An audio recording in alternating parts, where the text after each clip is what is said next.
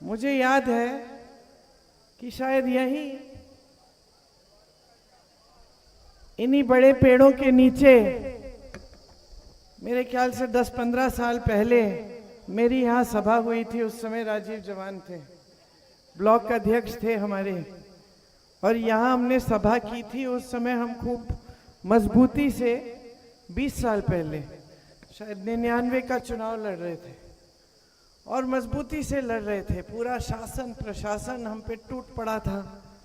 यहाँ उस समय काफ़ी दिनों से हमारे परिवार का कोई सांसद नहीं रहा था, तो संगठन भी कमज़ोर था और वो चुनाव हमने जनता के बल पे लड़ा। दिन रात काम किए जो भी संगठन में थे, लेकिन जनता का समर्थन था और जनता ने पूरी बहुमत से मेरी माताजी को जिताया।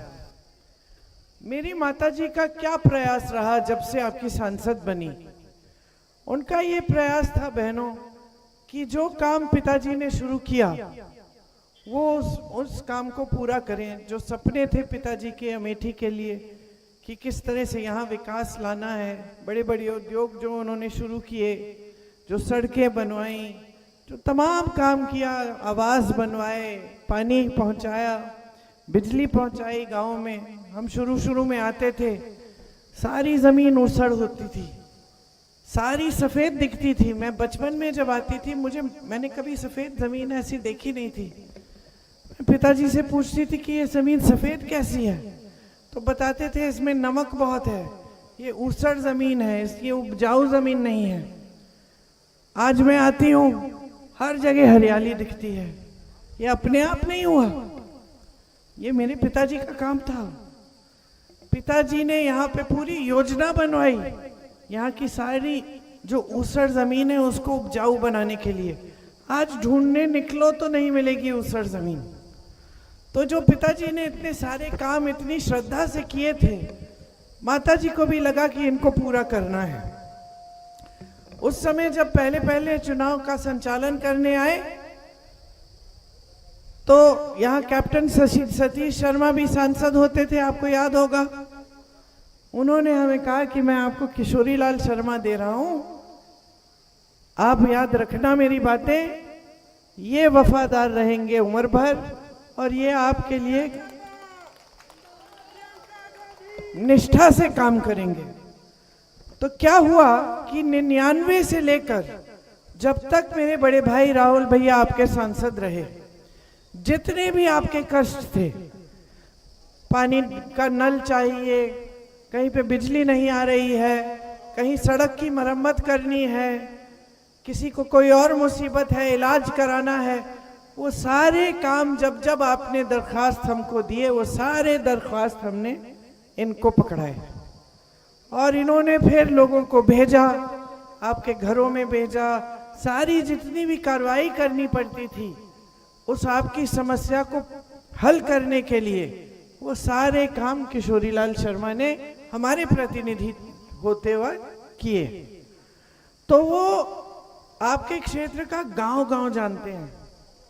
आपके क्षेत्र में जितने कार्यकर्ता हैं हमारे, उनको चेहरे से पहचानते हैं, उनका पूरा इतिहास जानते हैं कि इनकी बेटी को हमने पढ़ाया, इनके लिए ऐसा करवाया, ये बीमार पड़ गए थे, ये सब बातें।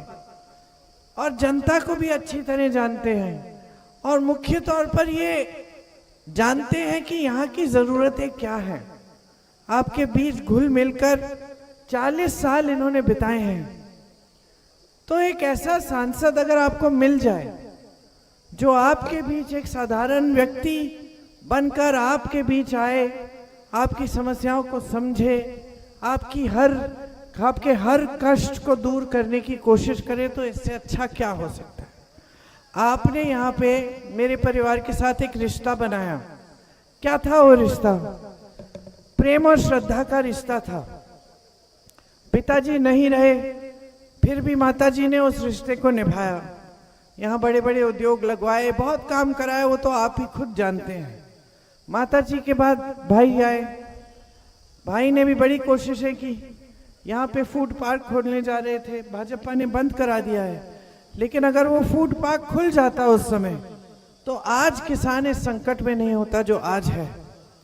और तमाम ऐसी एक फैक्ट्री खुलवानी थी उन्होंने, वो भी बंद कर दी थी भाजपा ने बाद में आके। तो जितनी कोशिश कर सकते थे उन्होंने पूरी कोशिश की। क्या हुआ कि उसके बाद यहाँ पे जो पिछला चुनाव हुआ उसमें आपको बहुत झूठ बताए गए, आपके घरों में आके दुरदुरिया कराया, आपको कहा वचन लो भगवान के नाम पे हमें वोट दोगे। हमने महिला परियोजना शुरू की थी, उस समय आग बहुत लगती थी गांव में जब ये मौसम होता था गर्मी का, आपको याद होगा। ऐसी चिंगारी उठती थी और पूरी गांव जल जाती थी। तो जब हम आए थे एक बार, गांव जल गए थे सारे, तो एक गांव वाले जो एक पुरुष थे वो आए मेरे पास, उन्होंने मुझे एक पोटली में अपने जले हुए पैसे दिखाए, 500 रुपये मात्र। रो रहे थे, कह रहे थे मैंने अपनी बेटी की शादी के लिए इकट्ठे किए, सब कुछ जल गया, जो अनाज रखा था वो भी जल गया, टूट गए थे। उसको देखकर हमने सोचा, मैं दिल्ली गई, दिल्ली में एक समारोह था, वहाँ पे महिलाओं के सशक्तिकरण का समारोह था। तो मेरे मन में बात आई कि क्यों ना हम अमेठी की महिलाओं को भी ऐसे सशक्त करें। तो उस आधार पे हमने परियोजना शुरू की और परियोजना के माध्यम से बहुत महिलाओं का लाभ हुआ उस समय। अब ये आई आपकी नई सांसद, ये कहने लगी कि परियोजना हमने इसलिए शुरू की कि हम आपकी जमीन छीनना चाह रहे थे, बताइए। तो ऐसे ऐसे झूठ इन्होंने फैलाए मेरे परिवार के बारे में, जैसे कि हम यहाँ अमेठी लूटने आए थे, हम यहाँ अपना कर्तव्य निभाने आए थे। आपके प्रति श्रद्धा थी, आप वो जनता हैं जिन्होंने हमारे पिता को प्रधानमंत्री बनाया, आप वो जनता है जिन्होंने सम्मान दिया हमारे पिताजी को, जिनके लिए दिन रात उन्होंने काम किया। प्रधानमंत्री थे, गांव गांव में जीप में घूमते थे, हम लोग पीछे बैठते थे, खुद चला के आते थे। आप इतने जागरूक थे कि अगर आ गए आपके गांव में प्रधानमंत्री है देश का, डर नहीं लगता था आपको। आप कह देते राजीव भैया ये सब अच्छा है, बिजली का खंबा लगाया, इसमें तार नहीं लगाया आपने, तार नहीं लगाओगे तो इस बार वोट नहीं देंगे, कहते थे। मैंने तो खुद अपनी आंखों से देखा है डांटते हुए महिलाओं को, कि महिला डांट रही है प्रधानमंत्री जी को, और मैं तो डरती थी थोड़ा अपने पिता से। मैं सोचती थी कि भाई मैं तो कभी नहीं डांट सकती थी उन्हें, मैं सोचती थी भाई ये गांव की महिला तो बड़ी कस के डांट रही है, इनकी सड़क नहीं बनी। पिताजी नाराज नहीं होते थे। मैंने एक बार पूछा, आपको तो ऐसे डांट रही है, आपको नाराज नहीं, आप नाराज नहीं हो रहे हैं?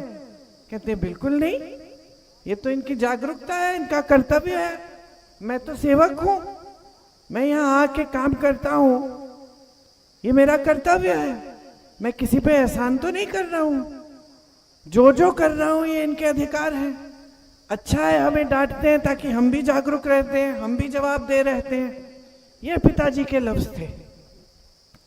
आज देश में क्या राजनीति फैली है, आज जो राजनीति फैली है, सबसे पहला और सबसे बड़ा आक्रमण कर रही है आपकी जागरूकता पे। तमाम जो टीवी के चैनल है, मीडिया है, उसको बड़े खरबपतियों ने खरीद लिया है। आपको जो दिख रहा है सच्चाई नहीं है, ऐसे ही झूठ फैलाते हैं। जैसे इन्होंने आपको बताया कि हम परियोजना हमने बनाई, आप परियोजना में थी ना, है ना, याद है मुझे, खुल के बोलती थी खूब, है ना। हाँ, तो इन्होंने फैला दिया जैसे ये झूठ कि हम जमीन लूटने आए थे। इसी तरह से रोज रोज आप पर आपकी जागरूकता पे ऐसे आक्रमण होता है। आपको बताया जाता है मोदी जी सबसे दुनिया के सबसे सक्षम नेता हैं, मोदी जी के काल में 10 सालों में वो सारे काम हो गए जो 70 सालों में कांग्रेस पार्टी ने नहीं किए। कुछ विकास नहीं हुआ था, 70 सालों से देश वहीं का वहीं था जहां अंग्रेजों ने छोड़ा था। सारा विकास मोदी जी ने 10 सालों में किया है, ये सुनाया जाता है आपको। आपको बताया जाता है कि देश में ऐसी तरक्की आ रही है।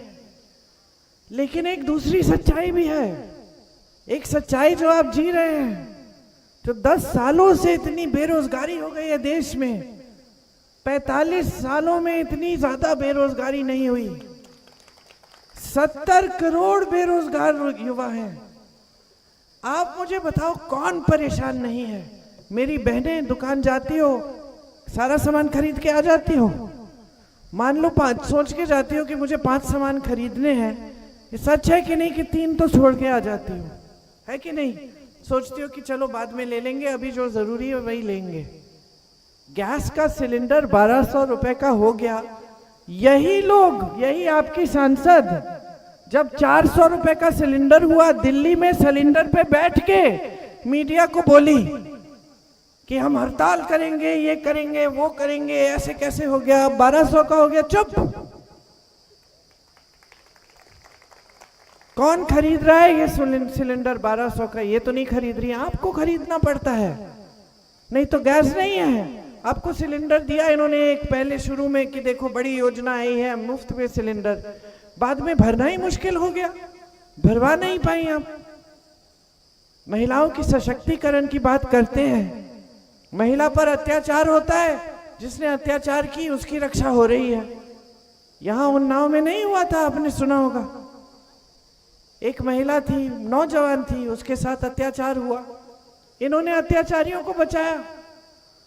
यही हुआ हाथरस में, वो लड़की, उसको जला दिया गया रात को, उसकी चिता जलाई, उसके माँ बाप ने देखा नहीं, पास नहीं जाने दिया, शासन प्रशासन पूरा उसके पक्ष में था जिसने अत्याचार किया था। जब मैं मिली उसकी माँ के से, फूट फूट के रोने लगी, कहीं मैं अपनी बेटी को बचा नहीं पाई, लेकिन कम से कम एक बार, आखिरी बार मुझे देखने तो देते, उसे देखने भी नहीं दिया। यह है मोदी जी की सरकार, जिसमें आपकी ये सांसद हैं। महिलाओं की बातें करते हैं, किसानों की बातें करते हैं।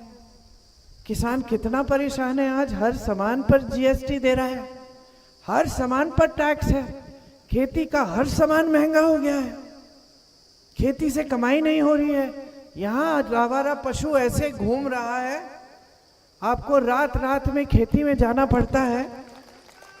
आपने कभी सोचा था, आपने कभी सोचा था कि पूरे दिन इस गर्मी में आप खेती करोगे, पसीना बहाओगे, कमाई करने की कोशिश करोगे, और फिर रात को भी आपको बाहर जाकर मचान पे बैठना पड़ेगा पूरी रात, आवारा पशुओं से अपनी खेतों की पहरेदारी करने के लिए? कभी सोचा था कि ये दिन भी आएगा?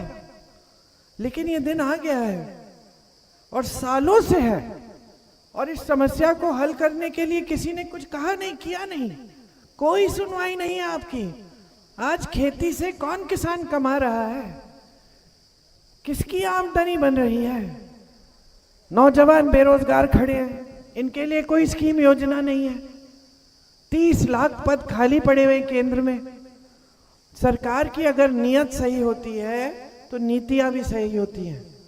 पिताजी की नीयत सही थी, यहाँ आते थे, श्रद्धा से आपकी देखभाल करते थे, तो ऐसी ऐसी नीतियां बनी, बड़े उद्योग आए, बड़ी बड़ी सड़कें बनी। ये सारी सड़कें जो आज भी आपको लखनऊ से जोड़ती हैं, हाईवे जो जितनी भी है, कांग्रेस के काल में बनी है।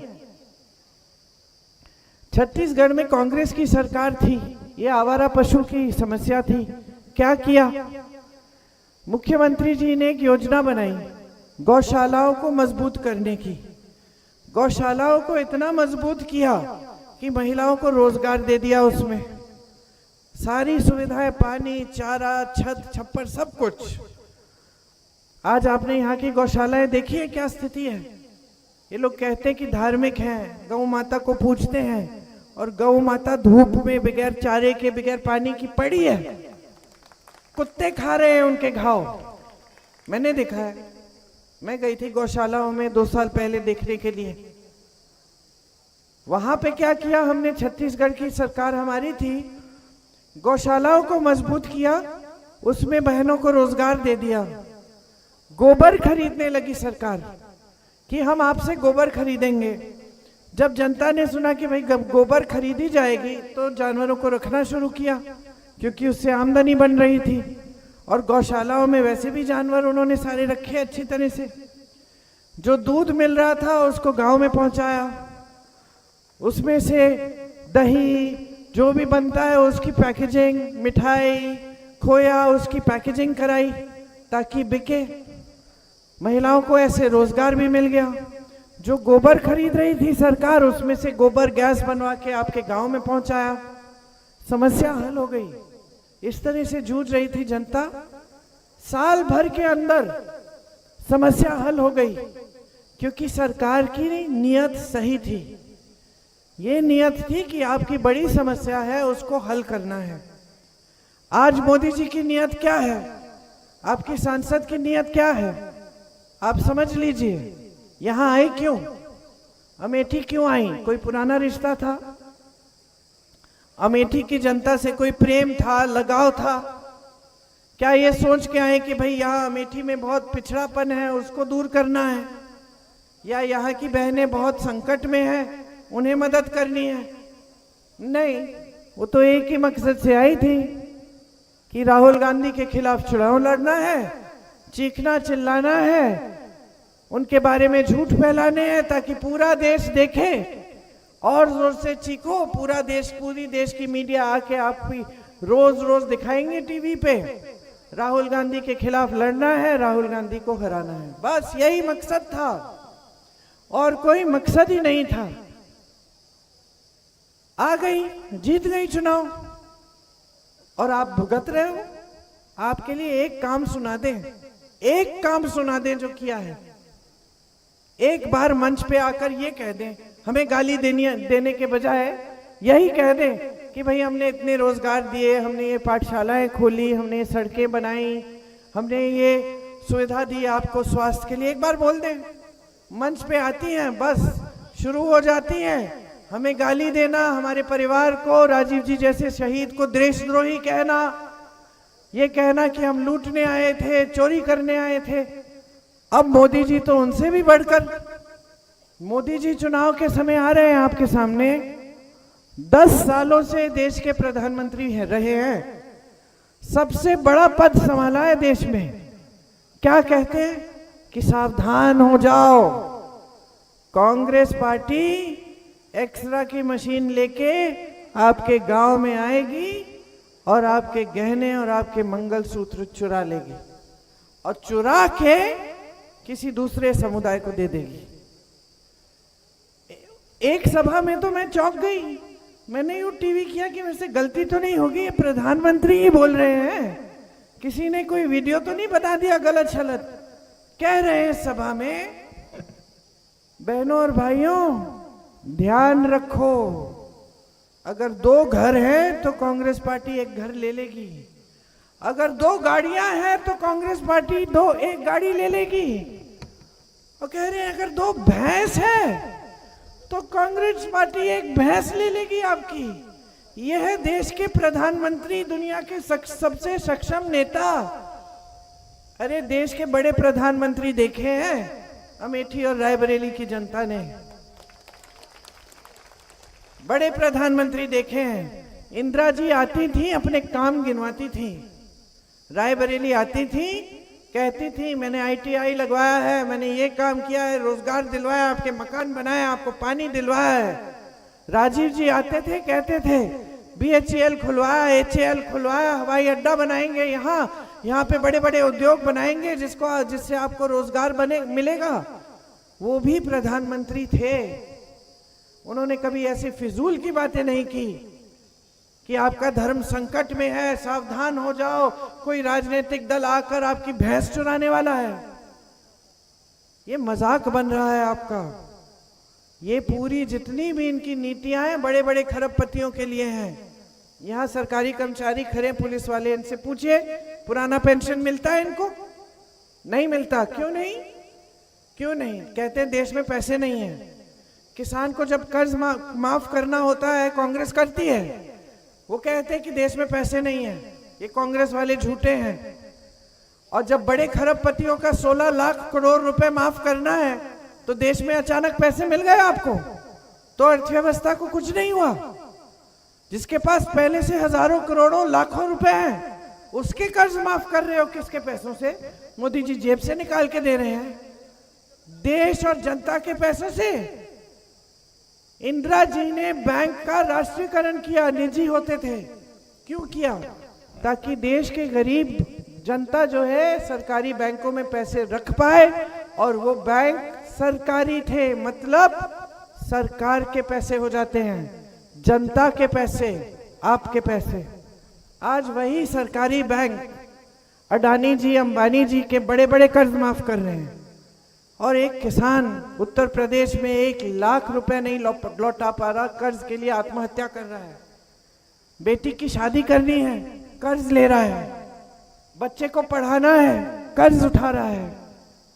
ये खेत चरे जा रहे हैं, आवारा पशु, कुछ उपज नहीं आ रही है, कमा नहीं पा रहा है, कर्ज चुका नहीं पा रहा है, रो रहा है।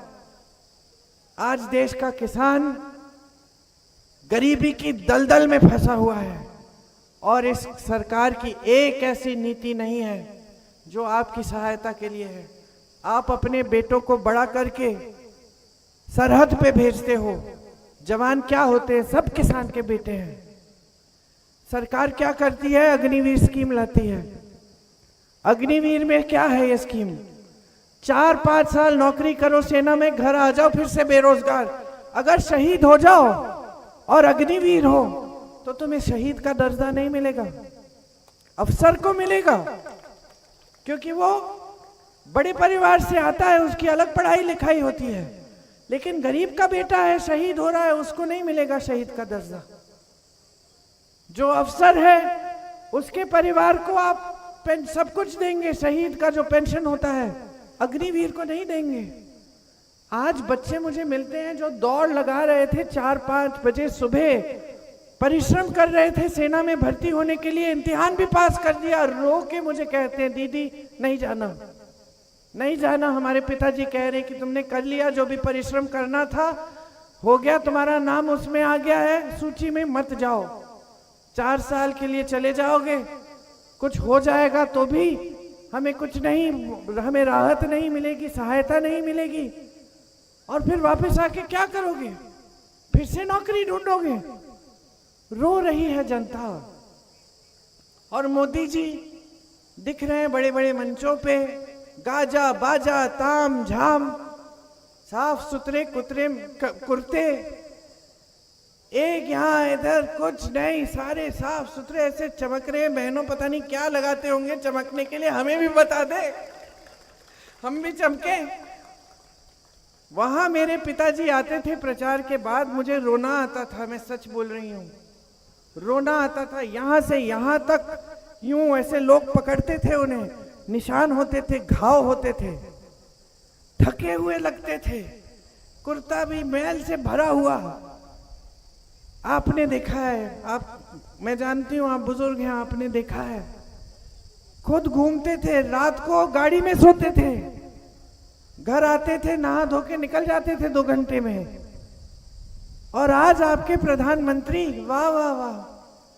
अरे कभी मंच से उतरकर जनता से नमस्ते तो कर ले, कभी एक बार खेत में आकर पूछ तो ले कि कैसे चल रहा है यहाँ पे काम, कैसे कमाई हो रही है। एक बार घर के अंदर आए, देखें बहनें चूल्हा कैसे जला रही हैं, खाना बन कैसे रहा है। 2 दिन की दिहाड़ी नहीं मिलती, भूखे सोते हो, बहनें भूखे सोती हैं। परिवार में सबको खिला के ये कहती कि चलो कोई बात नहीं हम छोड़ देंगे। कभी पूछा भी है इन्होंने? तमाम फिजूल की बातें करेंगे, आपके सामने एक काम की बात नहीं कर रहे हैं। और आपकी सांसद इनसे कोई कम नहीं है। आप सब समझ गए, मैं जानती हूं, सब थक गए हैं इन लोगों की राजनीति से। और यहां अमेठी में तो आपने असली राजनीति देखी है, असली चीज जिसकी नींव स्वतंत्रता आंदोलन में महात्मा गांधी ने डाली थी, वो देखी है आपने। सच्चाई से नेता आता था, कितना भी बड़ा नेता हो, आपके सामने हाथ जोड़कर आपके लिए काम करता था। और उसी राजनीति के प्रतीक ये हैं किशोरी लाल शर्मा जी। अब कांग्रेस क्या करना चाहती है ये भी मैं बता दूं। हमारी अगर सरकार आएगी तो हमारी सबसे बड़ी नीति ये है कि जो पैसे आपसे लेकर मोदी जी की सरकार ने खरबपतियों को दिए हैं वो वापस आपके जेब में आए। आज देश के बंदरगाह, देश के हवाई अड्डे, देश का कोयला, देश की बिजली, देश की सारी बड़ी सड़कों के ठेके सब इन दोनों के पास है। अडानी जी, अंबानी जी बड़े बड़े खरबपति मित्र हैं प्रधानमंत्री के। सारी जो देश की संपत्ति है वहीं जा रही है। एक जमाने में सरकारी नौकरी मिलती थी, सुरक्षित रहते थे आप सब। एक बुजुर्ग बताएंगे आपको कि सबको सरकारी नौकरी ही चाहिए थी ताकि बाद में भी सुरक्षा मिले, पेंशन मिले। क्या हो रहा है, बड़ी बड़ी सरकारी कंपनियां सारी आस्ते आस्ते आस्ते आस्ते अपने बड़े बड़े खरबपति मित्रों को दे रहे हैं। तो हमारी योजना ये है, 30 लाख पद खाली पड़े हैं, सरकार आते ही वो 30 लाख पद भरे जाएंगे। नौजवान यहां खड़े हैं,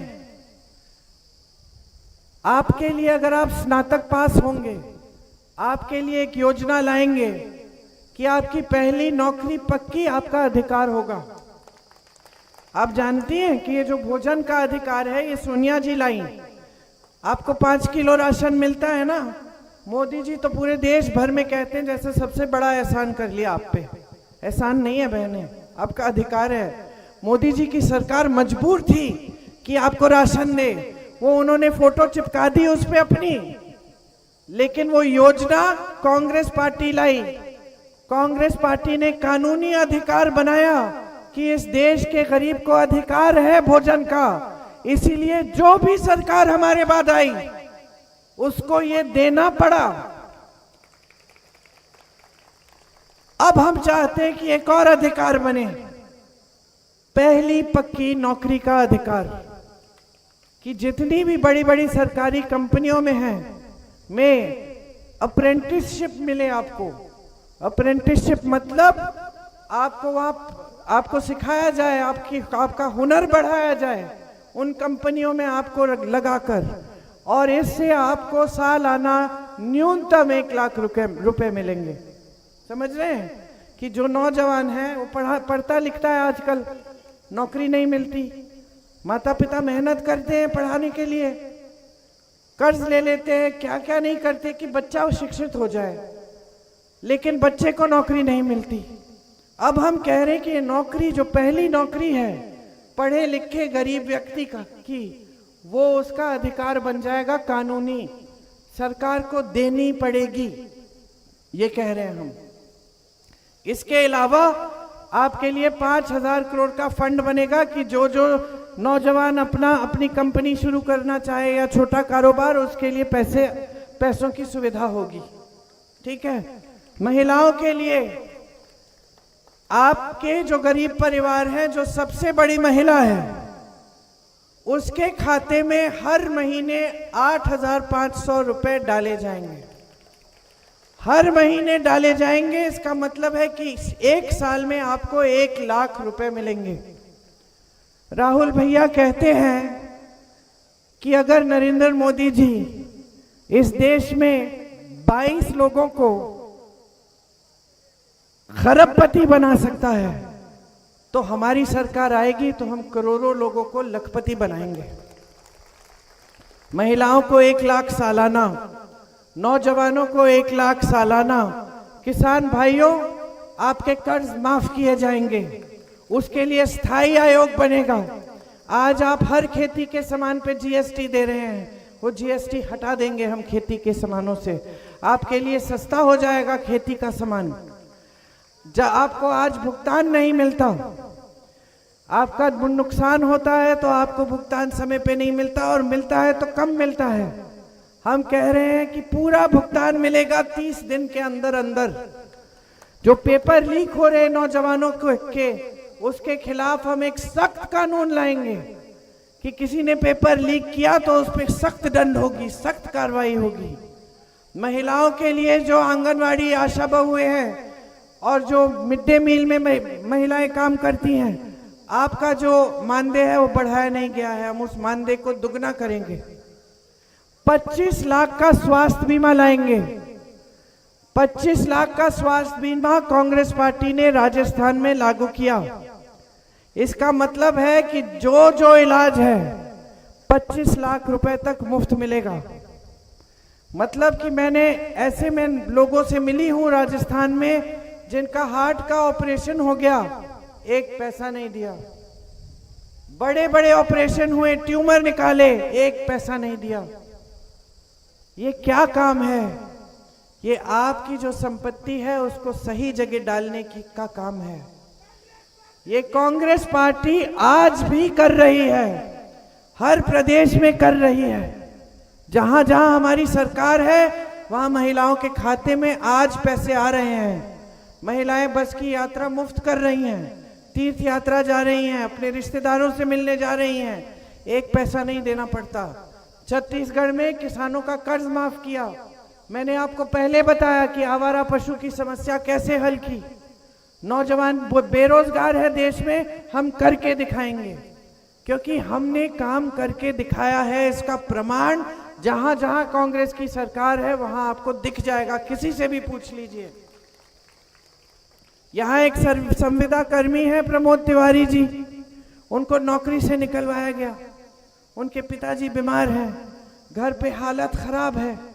आपकी सांसद के पास जाते हैं, कोई मदद नहीं होती। सही बात है, सुना है आपने इसके बारे में। ये आप कभी सोच सकते थे मेरे पिता के पूरे कार्यकाल में, मेरी माताजी की पूरे कार्यकाल में, मेरे भाई के कार्यकाल में, कि ऐसा कुछ हो किसी के साथ? कोई संकट में है, पिता बीमार है, नौकरी से निकलवा दिया गया, वो सांसद से मदद मांगने के लिए जाते हैं और उसको भगा दिया जाता है। आप ये सोच सकते हैं? कभी नहीं हुआ होगा। जो जो आता था दरख्वास्त लेके, समस्या लेके, सबकी सुनवाई होती थी। सुबह कतार होती थी जहां हम रहते थे, क्योंकि एक हमारी जो नियत है, हमारी जो नीतियां हैं वो एकदम अलग है, विचारधारा ही अलग है। हम भगवान का नाम लेते हैं और भगवान को हम यही शपथ देते हैं कि हम सेवा करेंगे, निष्ठा से करेंगे, श्रद्धा से करेंगे और सच्चाई से करेंगे। राहुल जी आपके सांसद रहे, देश में अकेले लड़ रहे हैं इनके खिलाफ। 4000 किलोमीटर की पैदल यात्रा की है, 4 महीनों के लिए चलते रहे। उसके बाद एक और यात्रा की 4000 किलोमीटर की। 8000 किलोमीटर कुल चले हैं इस देश में, सिर्फ आपसे मिलने के लिए, आपकी समस्याओं को सुनने के लिए। आपने हराया भैया को चुनाव, पिछले चुनाव में। अब ठीक है, बेईमानी से या जो भी है हार गए, चुनाव हार गए। लेकिन उसके जब 2 साल बाद कोरोना आया तो पता है पहली चीज क्या की?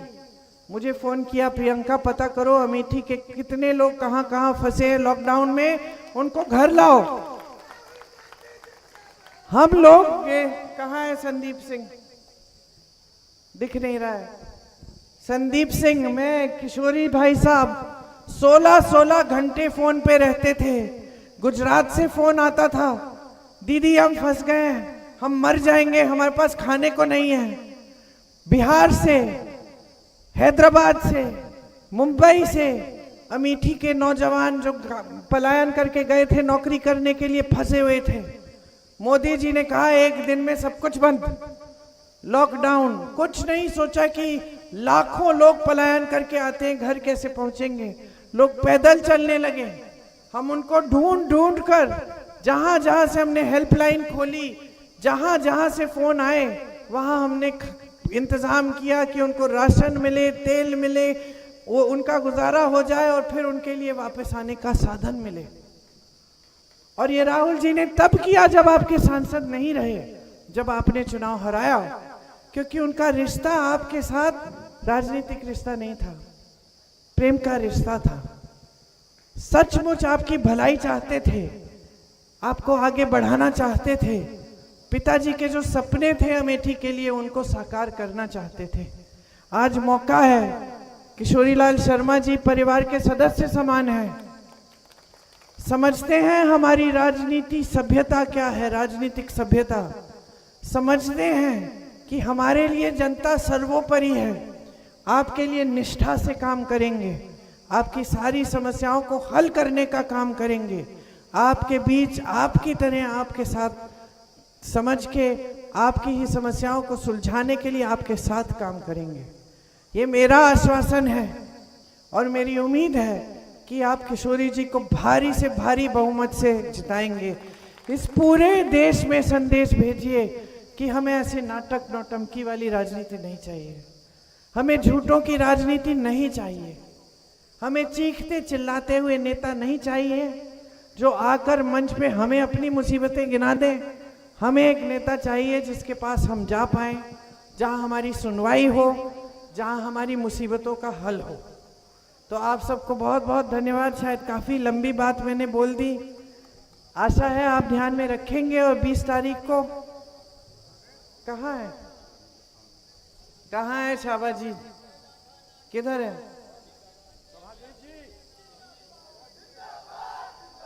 वो रे सबसे ज्यादा डांटने वाले कार्यकर्ता इस पूरे संसदीय क्षेत्र में ये रहे। आज नहीं डांट रहे, खूब डांट खाते थे हम इनसे, आप ही के लिए। जब जब आती थी ये काम दिया था, वो वाला नहीं किया, ये वाला नहीं किया। क्यों? इसलिए आज तक नाम याद है, चेहरा पहचानती हूँ शाबाजीत का है। तो देखिए आप जिंदाबाद जिंदाबाद, आप सब परिवार के सदस्य हैं, आप सब परिवार के सदस्य हैं। परिवार की तरह ही काम करिए, अपनी जिम्मेदारी पूरी करिए। ये आपकी जिम्मेदारी है कि आप इन्हें जिताएं, लोकतंत्र को मजबूत बनाएं और इस देश को आगे बढ़ाएं। धन्यवाद। जय हिंद।